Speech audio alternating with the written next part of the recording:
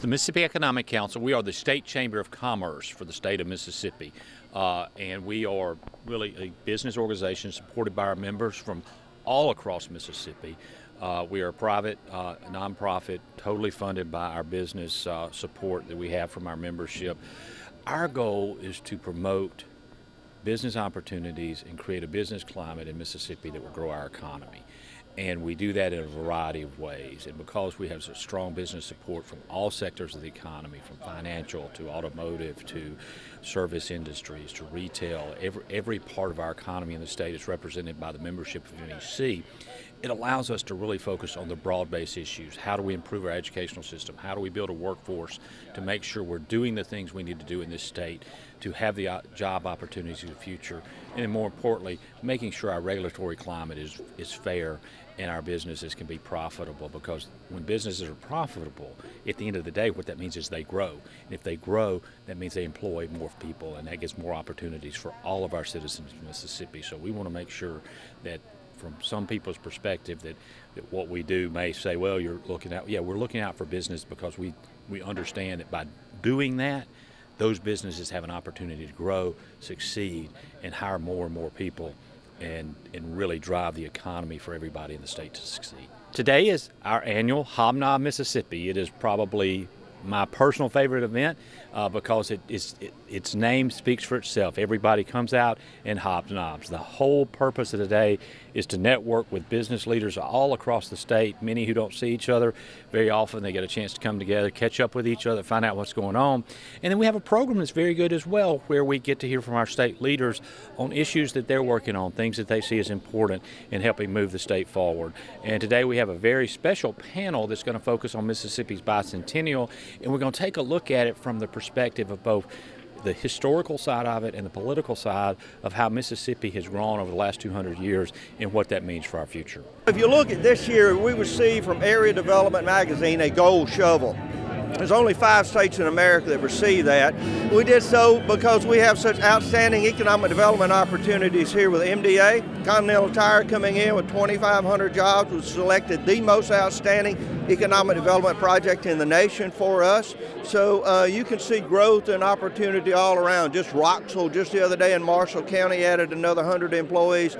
Mississippi is growing, and as I said, we've got to train a bigger workforce, a more advanced workforce to fill those 50,000 jobs that remain open just now. Good morning. Good morning. Don't y'all look great this morning? There we go. Thank you, Bill. The First Lady is here somewhere. She's supposed to be. I haven't seen her, but that's not unusual. We're in one room together. She normally doesn't want to be around me too much of the time. So I will tell you, though, there's no one more dedicated to early childhood learning, to making sure our children can read, to working for the Children's Hospital, and on, the charitable organizations that call upon her. And I'm proud to say that I believe she is one of our best. And baby, if you're here, thank you. Thank you. All right, I'm going to give you 3 words this morning. Workforce development. Workforce development. And as I've been learning this past year, dedicating myself to that, I've found out that the continuum of that begins in daycare. There's a great article, if you don't believe me, go out and look at the U.S. Chamber of Commerce. It talks about a lost generation, and they say we've got to start in daycare teaching those soft skills. So that child that's in there at a year old has got to learn conflict resolution. Any of that goes on in the workplace? Well, it does in my job. Try politics for conflict resolution. So they've got to learn achievement. They've got to be able to get a targeted goal and know what the deliverables would be. Yeah, 1 and 2 year olds, you can get that. They've got to learn to work with others. How many times did our moms and dads say, y'all got to share? You got to work that out. And it may not sound important, it may be simplistic, but as we look at how that whole generation, 40 years ago, we put millions and millions and millions of our children in daycares, and we need to work hard to make sure that we have a learning component. So here in Mississippi, what can happen now is, because of our great community college systems, if you're a daycare worker, and most of them get paid minimum wage, if you're a daycare worker, we're going to send you to a community college to learn those skills, to teach those children at no cost. Andrea Mayfield, director of the community college, is a force of nature. I'm telling you what, when you go in her office, she has a skin of about a 6-foot rattlesnake stretched across her desk. Now, you know that woman's ready for business, and she killed it herself. And she is determined that we are going to move through our community college systems to train every child, every student, every adult that is coming back to school, and there's a lot of them that are coming back to school to learn that workforce skill. We've got the best community colleges in America, and I hope you're as proud of them as I am. So then we bring them to the 3rd grade where they've got to learn how to read. Y'all know that radical concept. We actually said you had to learn how to read in the 3rd grade before you could be socially promoted in the 4th grade. I saw somebody else being critical of that just the other day. They will never learn. These children have to learn how to read. I'm telling you, they say, oh no, if you hold them back, you're going to hurt their self-esteem. You're going to destroy their enthusiasm. I said, let me tell you what, as a dyslexic child that repeated the 3rd grade, I've had some moderate success in life. They're going to be okay, but they're going to learn how to read. It is our failure to allow them to believe that somehow in the 5th and 6th grade they're succeeding and they begin to fail math and science in the 7th and 8th, and then they drop out. I can tell you, because this is my 3rd year of chairing jobs for American graduates, not just in Mississippi, but the entire nation. 3 years. I'm out in December. Had to buy my way out by getting the governor of Indiana to agree to take this job. I told him it wasn't a lot of work involved. I was just kidding. But I can tell you, for 3 years, I have seen jobs with Mississippi graduates make remarkable changes in the lives of at-risk students. These are students that the principal says, I can tell you who they are, I know who's going to drop out, and we can give you, and good luck with them. This year we had an independent audit. I wanted to know just how we were doing with jobs for American graduates. 96% of the time we intervene with that student, they graduate from high school. 96% of the time. And just last year, you know, we won an award in 2016 for the most innovative state in the nation, the Frank Newman Award. I know you still hadn't read about that. I have to keep reminding you of it. And now this year, the Education Commission of the state's the premier education establishment organization. I shouldn't say establishment. Strike that word. The premier organization for public education in America is the Education Commission for the states. The board asked the governor of the state of Mississippi to chair that organization. Now that's a proud moment for us. When would that ever happen? You see, if you listen to some here in the state, they would say, oh, it's just terrible education system. We've got challenges, but let me tell you something, so does everyone else. Dr. Lori Smith was just at the ECS meeting the other day in Washington, D.C., and a lady from another state came up and said, we hear remarkable things are going on in Mississippi in public education. They said, you know what? Mississippi has become the new Indiana. The new Indiana. They used to have a great governor. His name was Mike Pence. He grew jobs for American graduates faster than anyone else. He put in early childhood learning. He had a curriculum for daycare. It wasn't math or science, but it was a basic skills for young children that will be there until they're 3 years old. You know the number one reason single moms don't go to work in Mississippi? You know the number one reason? Daycare. If you can't find your children a safe, learning, nurturing environment, you're not going to put them there. And if you don't put them there, you can't go get a workforce training skill, so you can't go to work. Just now, if you'll look at your Mississippi Works app, we have nearly 50,000 job openings. We put it on Facebook because never before have we had 50,000. We used to have people looking for jobs in Mississippi. Now we got jobs looking for people. And we're trying to pay them. I mean, companies are saying, I'll give you a bonus. So I was meeting with Secretary Acosta. I go to Washington a lot now. Thank you for your sympathy. I used to go once a year. I'd go up there to the National Governor's meeting and come home. Now it's like twice a month. But I'm meeting with Secretary Acosta and Secretary Perry. I had Administrator Pruitt from the EPA. The administrator of the EPA said, no, I want to come to Mississippi. I want to see what you're doing. I want to see one of your farms. I was on the President's Task Force for Deregulation. That's a great word, y'all, deregulation. I told him, I said, Mr. President, let's look real close, and anything that doesn't harm or kill someone, let's get rid of it. Let's do away with it. Unleash the entrepreneur spirit of America's industry and watch them move. Look at the stock market. You don't believe it's not working? I'll see the president tonight. Just last week, or Monday and Tuesday of this week, I was with Zeus Japan, Southeastern United States Japan Business Council, and I talked to the ambassador from Japan and our ambassador from America to Japan. I told him we've got 15,000 employees that work for Japanese companies here. Little companies like Nissan, Toyota, Yokohama, 15,000, 39 different Japanese companies here. You know what I told the ambassador? We call that a good start. It's a good start, Mr. Ambassador, but we need more. So I'll be going to Japan in April. I've been on the road, been to Saudi Arabia, met with the Crown Prince. That's an interesting moment. I'll spend some time telling you about it later on.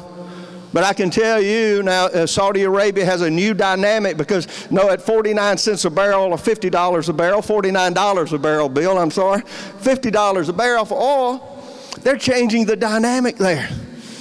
You see, they're looking at workforce training. They got a whole population. They've got a large part of their population that for 3 generations have never seen a parent come home from work. They didn't have to work. The government paid you. They gave you a house. They gave you a stipend. So now they're asking their people to go to work in Saudi Arabia, and they've got to find out how to train them. So we took our community colleges over there because the Crown Prince understands what a good job that we do. I met with his brother, the ambassador, just last week in Washington, D.C. I sat down with him. He took his F-15 training. The ambassador from Saudi Arabia to the United States took his F-15 training at Columbus Air Force Base. He loves Mississippi. He's coming back to Mississippi. You know why I went to Saudi? I was sitting there that night in May, and I saw the president speaking to 60 Arab leaders. You remember that? 60 Arab leaders. He delivered a remarkable speech. But one portion of that speech got my attention. He said Saudi Arabia is going to spend $110 billion rebuilding their military. And I picked up the phone, called MDA, and said, Glenn, let's go to Saudi Arabia. They're going to spend $110 billion. I only need half of that. Let me tell you, they need ships. The reason I can't be here at noon with you, I'll be speaking to the Gulf Coast Shipping Consortium, shipbuilders from Texas to Florida. We've worked about 7 years with Ingalls to help put that together because we build ships. Ingalls has built 70% of the combat surface vessels. 70% of the Navy's warships today was manufactured in Pascagoula, Mississippi. That's something to be proud of. 90% of the special ops boats, our Wolverines, our Navy SEALs, the boats that you see them using in combat and in exercises and training, 90% of those are made by U.S. Marine in Gulfport, Mississippi. Remarkable opportunities as Edison Swesh, V.T. Halter, on it goes with the shipping industry on the Mississippi Gulf Coast. We got to train people to do it. I was at a graduation with Gulf Coast Community College where they graduated 300 in the shipping industry. Many of the women that came across that stage were master marine welders. I saw one young lady come tromping across and looks like about 8-inch heels. You know those big shoes that they wear? I said, young lady, you're not going to weld in those, are you? She said, oh, no, sir, I got my boots. She was a master marine welder, master marine electricians, master marine carpenters. Because that will be, I promise you before I leave here, it's going to be the largest shipbuilding industry in the United States. The largest shipyard in America is going to be in Pascagoula, Mississippi.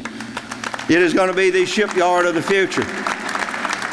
At the other end of the coast, you know, we're still, Rolls-Royce has been there. Glenn, how long are we celebrating? 10 years? 10 years Rolls-Royce has been testing their engines. I will tell you one last thing too, and there's so many I love to share with you.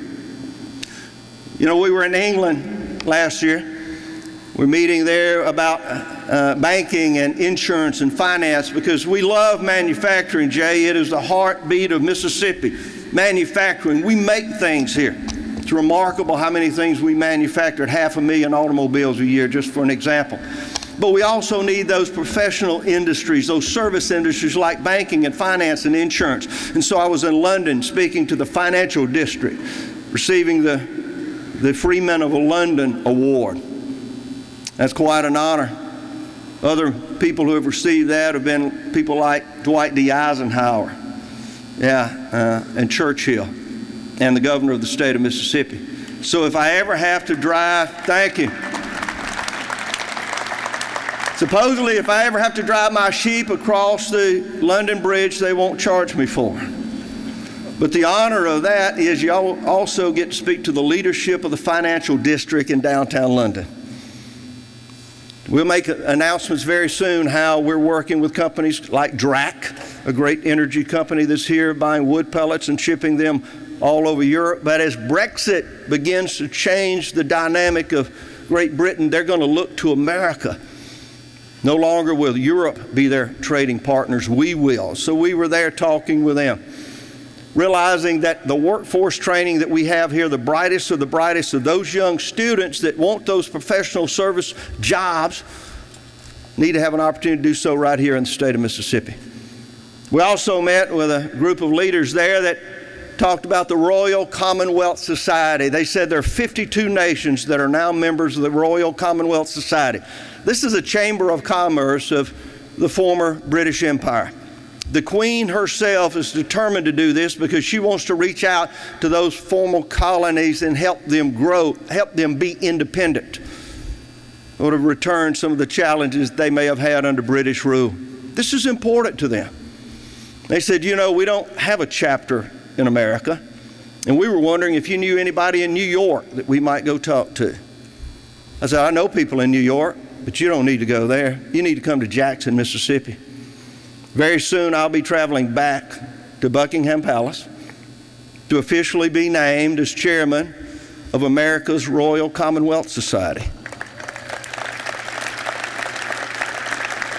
52 nations, the doors are open to us, ladies and gentlemen. Mississippi is an international business, and I've got customer service. I've got sales calls to make, and it's not easy. 18-hour flight from here to Riyadh, I'm getting too old for that.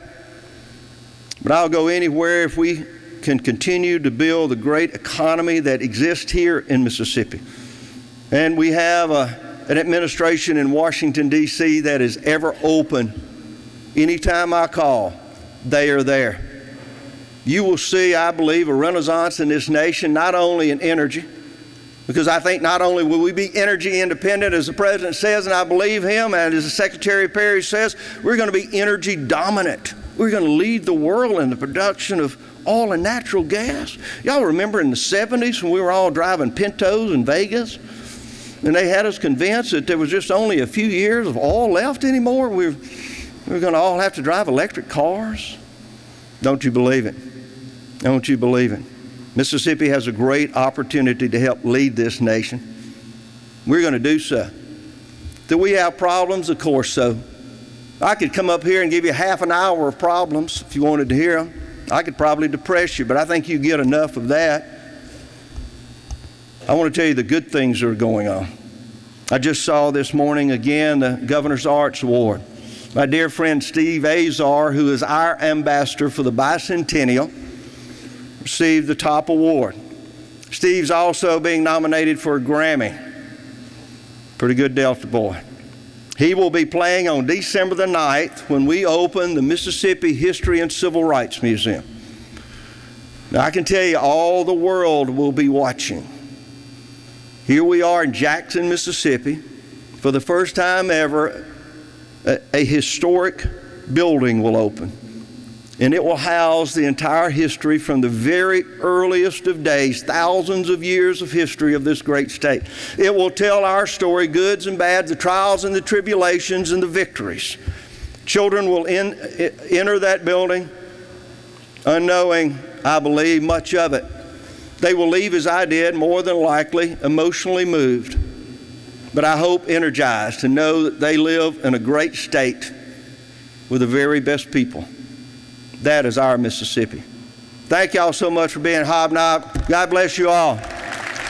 Men and women in this room know what they need. They know what jobs need to be trained for, so we can target those industries. Today I'll be speaking to the Shipbuilders Association in Southeastern United States. We built just now we built 70% of the nation's warships, so we know how important those are. But advanced manufacturing, our coding academies that are on the way, so that we can teach our young people that they need to learn how to code, because as soon as they do, they get a job.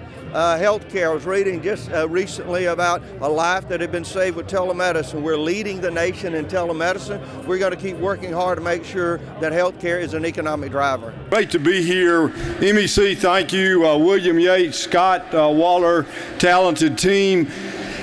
What you have heard today is leadership at the local level, at the county level, at the state level, developing communities.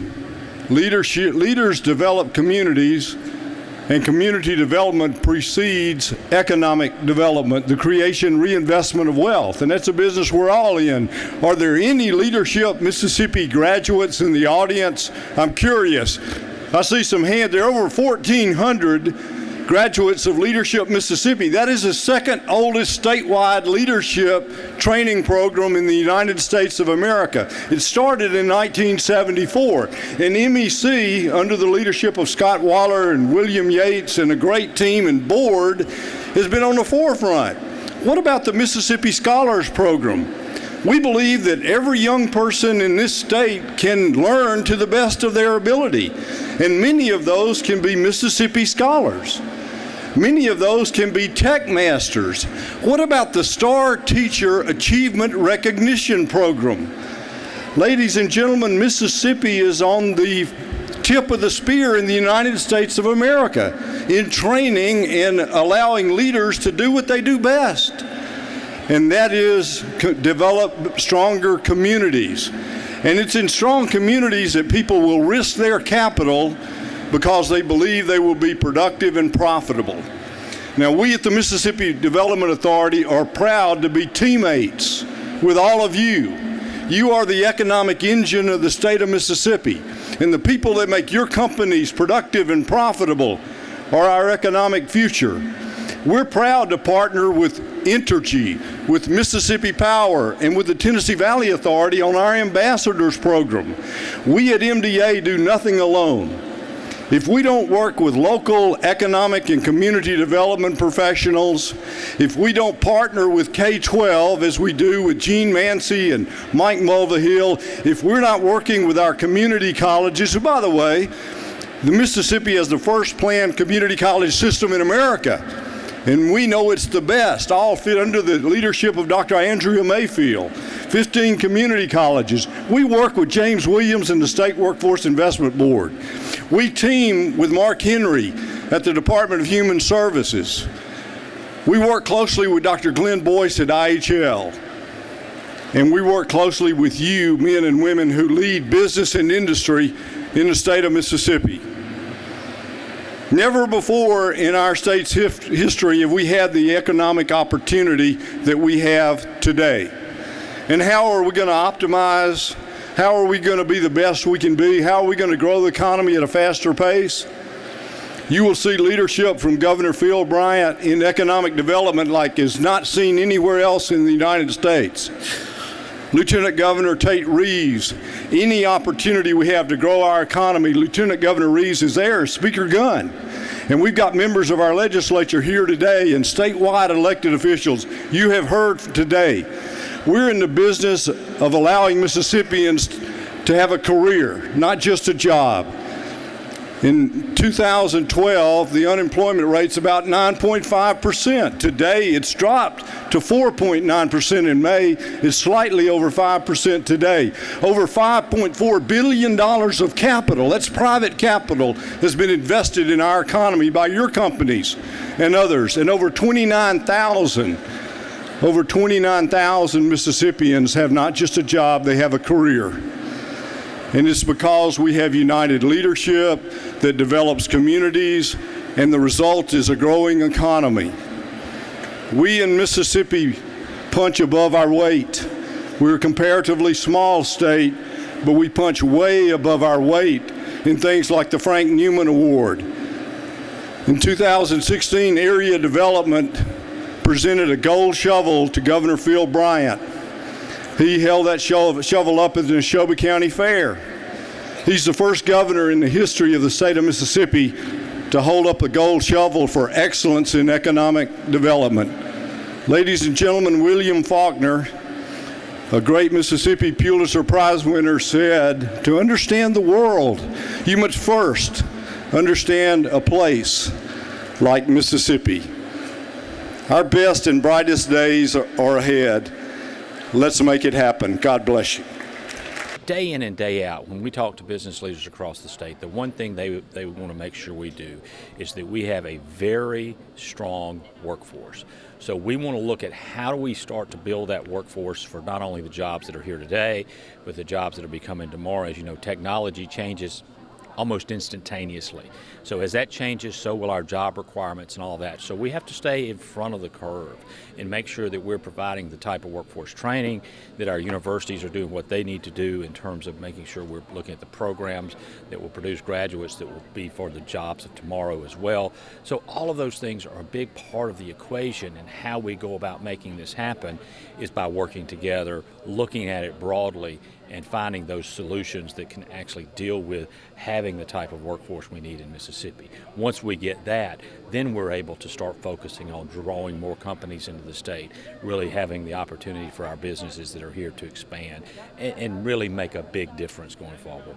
Yeah, I think one of the big issues that we face in Mississippi today, and it's really a nationwide issue, is workforce development. So we have to create a workforce that has the soft skills needed to support our businesses. That means communication skills, verbal and nonverbal, problem solving, planning and organization, everything that our workforce needs to help support our businesses and make our businesses successful. And when that happens, then we can create more jobs. And MEC is very focused on trying to bring the public sector and the private sector together to help develop a very robust program so that we have workforce development that's meaningful and can have a real impact in our economy. If people have questions like more information about MEC, what should they do? Real simple. MEC.ms. That's our website, just MEC.ms. All of the contact information's on there, information about the organization. Just take a quick look at MEC.ms. Excellent, very good. How is Blake enjoying